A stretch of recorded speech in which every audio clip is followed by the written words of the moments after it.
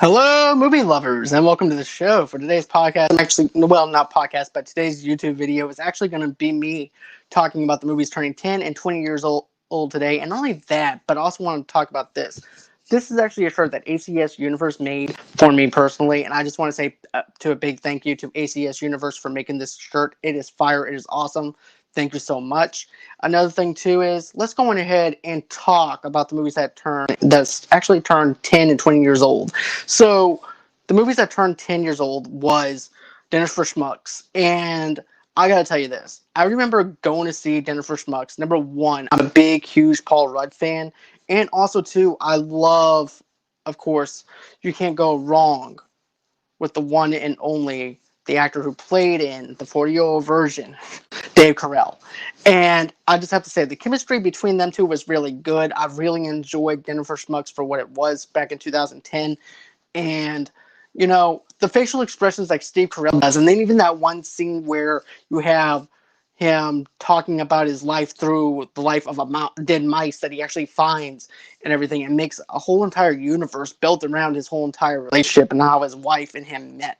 So I thought that was actually pretty funny on how they actually did it. And then also too, this is actually pretty sad. You actually have office people that make fun of people that are kind of unusual and everything. And I really love that aspect. There's actually a lesson learned within this movie in itself. And it's about accepting people for who they are. Do not make fun of people or anything like that. So I really did appreciate Dinner for Schmucks. If you haven't seen Dinner for Schmucks or anything, go on in and check that out because I think you'll end up having a pretty good laugh for that. But the movies that turn 20 years old is the main thing that I want to talk about. You have The Loser, which is a great comedy. I really enjoy that. You actually have the actor who played Jim in American Pie. You also have another movie that turned 20, which was Nutty Professor 2, The Clumps that came out. And then you also have Coyote Ugly, and then What Lies Beneath. So I'm just going to tell you this. I've seen The Loser. I remember actually renting this movie from Blockbuster at the time. I didn't go out to the movie theaters to see it, sadly. I wish I would have because I would love to support that film back whenever it came out. But it was about this guy who's actually going into college, and he's different from everybody else, and he just wants to be accepted. He wants to be part of the cool kids and everything, even though the cool kids don't really want to accept him or anything like that, even in the college days.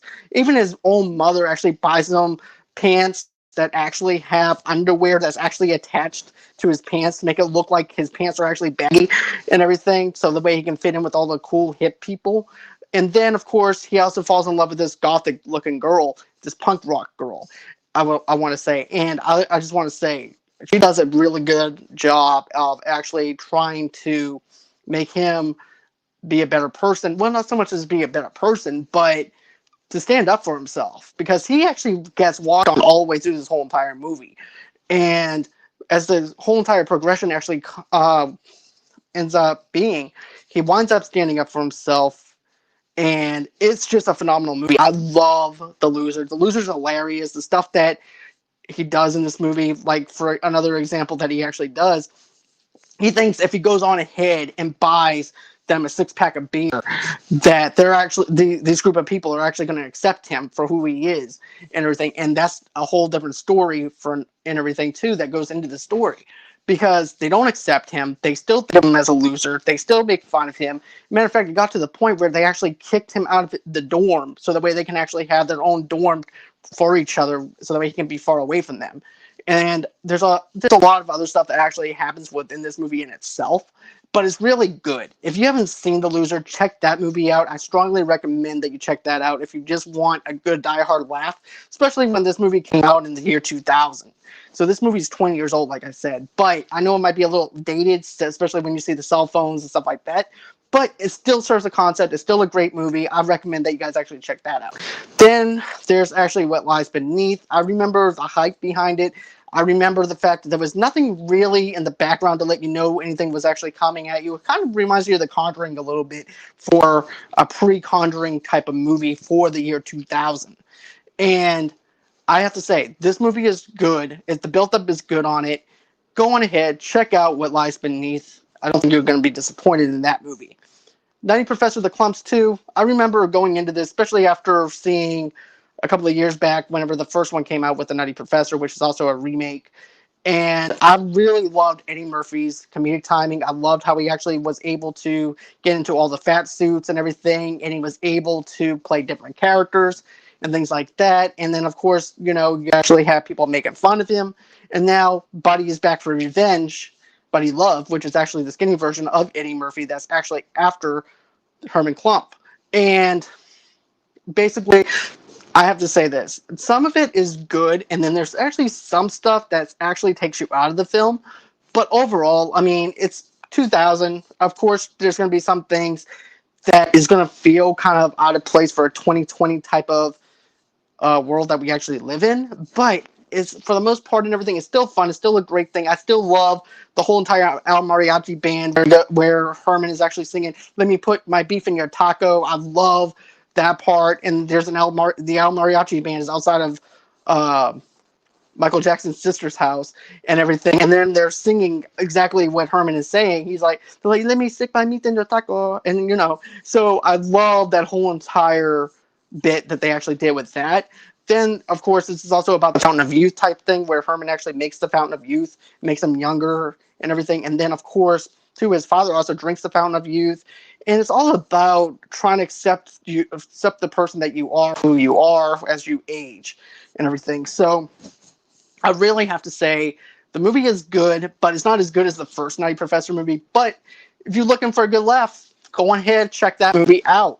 So now I'm going to be talking about Coyote Ugly. Now, this is a movie that I didn't see in theaters either. And I just got to be honest with you, it wasn't something that I was geared towards or anything like that. I really didn't care to go out and see this movie, but I did see it on DirecTV. I remember John Goodman being in the movie. I remember the actresses in the movie and everything. I don't remember their names quite well right now because it's been a while since I've actually seen Coyote Ugly, but I remember the hype behind it. I remember my friends seeing this movie. And they're like, "You got to see this movie." There's girls actually on the bar dancing to Charlie Daniels Band. The Devil Went Down to Georgia. There's a girl actually singing on the bar to different songs with karaoke and everything. And then, of course, they're throwing water on themselves and everything else. And they're also pretending to be drunk so the way they can actually get tips and everything. It's actually a pretty good movie. It's actually kind of cheesy in some sense or whatever. But with this type of movie, you actually have to suspend certain disbelief to actually get the whole entire vibe of this film. But still, overall, in the early 2000s, this movie actually worked in its favor. And it gravitated towards different people. As a matter of fact, they even made a reality show centered around Coyote Ugly and things like that. I think it was like on VH1 at the time or maybe MTV. I don't remember. But I remember they actually did hype up the movie to the point where they actually made a reality show out of this because of the box office numbers, because people were still gravitated towards Coyote Ugly. There was still a love for that film. And of course, this is also about a father and daughter relationship where she actually moves out of her small town to go to New York so that way she can actually work on her music career and everything. And I love the whole entire struggle of her trying to get into this music world and the whole entire thing. It actually shows the struggle in itself on how hard it is as a woman to actually go ahead and have that struggle of trying to get yourself out there, especially during that time. There's no YouTube. There's nothing else out there. You have to do the best you can to actually put out your demo tapes and everything else and try and push it out. So this film is really good towards that. It doesn't hype it up to where, bam, all of a sudden now she has a record deal or anything like that. There's actually a process that you actually have to go through to try and get your music out there. And I love the fact that they actually showed a little bit more of a reality check and everything, because usually it's always like, okay, there's this producer, there's this record deal and everything, and bam, they have the job. That's it. So I'm glad they didn't go that route. This movie is really good. Another thing too that I want to bring up before I actually end this video, I know this might seem like I'm kind of rushing here and there, but this is going to be a couple of short things I'm going to be doing for right now up until I can get some better topics and stuff like that, especially with this COVID stuff. But another thing I want to talk about, people, stop hating on Wonder Meg. Wonder Meg is actually someone that I actually got to know personally and everything. And matter of fact, she ended up doing this whole entire con this Justice Con thing, which was fantastic, by the way. You guys need to actually take a look at that whenever you guys can. They got Zack Snyder on, the director of Justice League, to be on their show, which is a hard thing to do. They got actors from Justice League to be on their thing, on their stream and everything. They did a fantastic job and everything, and people are getting them so much hate and everything, and they don't deserve that. Not only that, but someone said to them, to these women, that they need to stop watching movies directed towards women. Really? That's what you think? Really? I cannot believe the stupidity and the ignorance of these people. Look, I'm a man, okay? But even I know the fact that women are over-sexualized in Hollywood. I know for a fact that there are more men directors than women directors. Women directors don't get noticed as quick as male directors. And it's sad that a man's world, and I wish that there was like equal opportunity for women, because I believe women can do just as good of a job than a man can and everything. And Patty Jenkins gave us the best Wonder Woman movie that we ever seen for the first time on the big screen and everything. And hands down to Patty Jenkins for what she's done. And Wonder Mix, look, I know people are hating on y'all and everything. You guys keep on doing what you guys got to do, because I'm going to be honest with you guys. You guys killed it. You guys were fire. You guys did everything that you guys could possibly do to make that Justice Con work. Justice Con was amazing. I cannot wait until you guys actually put something else together later on in the future and everything. You guys rock. And of course, if you want to actually check out Wonder Meg, go on ahead and check her out on YouTube. She's actually on YouTube doing, she does Pops reviews. She also does the Justice Con thing and everything. Go on ahead, check her out and everything. She's really good. And also, too, I want to mention this. We also did a Wonder Woman review on my podcast and everything. You guys can actually check that at Movie Lovers Unite. Matter of fact, it will be in the link below. And then, of course, you can also check out ACS as well. We both support Wonder Meg and everything. And I wouldn't have met Wonder Meg if it wasn't for ACS. So check out ACS. Universe getting ready to be ACS Studios. And of course, until next time, click that, smash that like button, smash that subscribe button. Tell me what you guys think about the movies that turned 10 and 20 years old today. What stood out to you on that list?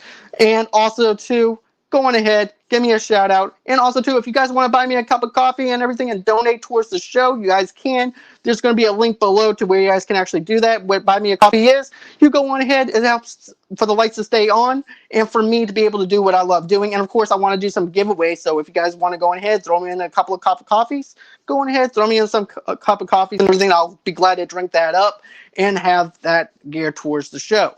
So, as always, until next time, bye-bye. Smash that like button. Smash that share button. Tell me what you guys have to say. And, of course, thank you again, ACS, for this. This is actually amazing. And bye-bye.